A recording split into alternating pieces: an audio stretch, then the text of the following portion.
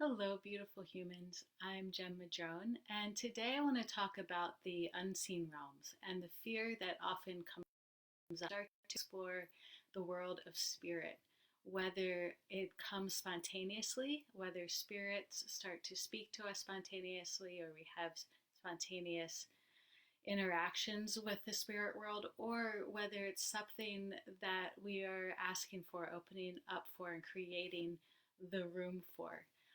No matter how it happens in our life, as we start to explore these realms, there's often a whole lot of fear that comes up with it because it's unknown, because it's brand new, because it is unseen and untouchable, and we're unable to put it into a safe little box. And as we move through the awakening process, these realms open up to us more and more because as we our ego starts to lose its grasp, as it starts to slide away, um, we drop that division, that wall that blocks us from the realm of spirit, that blocks us from the multiple dimensional universe that we live in. And that's literally what the ego is. It's a veil. It's a veil. It's a huge block and a huge division that blinds us to the world of spirit, to the unseen realms, and to the other dimensions around us. And so, as we awaken and the ego starts to fall away, we begin to find and see and experience these other realms in so many different ways.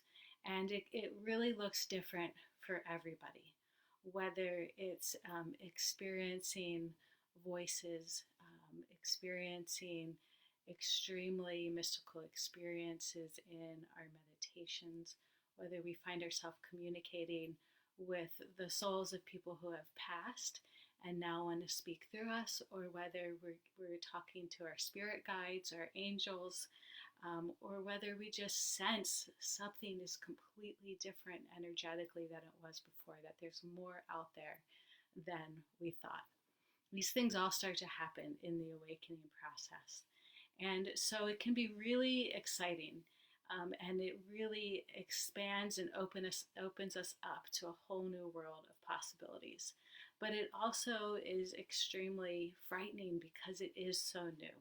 And we're not sure who we're talking to, or who's talking to us, or whether it's good or whether it's bad, or whether it's safe or whether it's not, or just if we're going crazy. All of these questions come up in the process, and they bring a lot of fear with them, which then shuts us down and can cause a bit of a depression and a sadness, because we really want to open to these realms. We want to be connected with spirit because we know that in truth, that is what we are. We are pure spirit. And as we open up to more of ourselves, we want to understand that more. And yet the fear often holds us back and keeps us trapped. And that fear is the voice of the ego, because the ego is all about what we can see, touch, feel, know, keep in a safe little box. This 3D dimension is the world of the ego. And so anything outside of the ego is going to freak the ego out, basically. It's going to make it feel threatened. And so it's going to try everything it can to talk you out of exploring these new realms. And so it's going to throw all this fear at you and all these questions at you. And the mind's going to start to go crazy. And so when you're in this place where you have been communicating with the realm of spirit in whatever way it happens for you, and you feel a lot of fear come up, the way that we know if it is the ego or the heart is, where are these voices coming from? Is it coming from the mind, or is it coming from the body? Is it coming from the mind, or is it coming from that deep place in the heart? Because if it's a conversation, if it's full of words, if it's full of past experiences, things you've seen on TV, things that your parents have told you, and really ridiculous fears then most likely it's coming from the ego, from the mind. And this is illusion. This is the world of illusion. There's no truth in it. And so when you feel this happening, you feel all of this fear going crazy in your head, whether it's before you're about to sit down and meditate and connect with your spirit guides or do the tarot or whatever it is that you're doing, take the time to really connect deeply with yourself, to drop into yourself, drop into that heart space.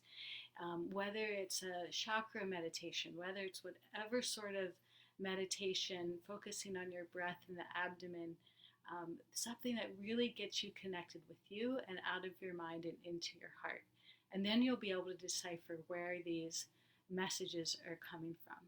Same thing happens if you are in a meditation, you're having a really intense experience, and all of this fear comes up. Something happens and throws you into a fear frenzy.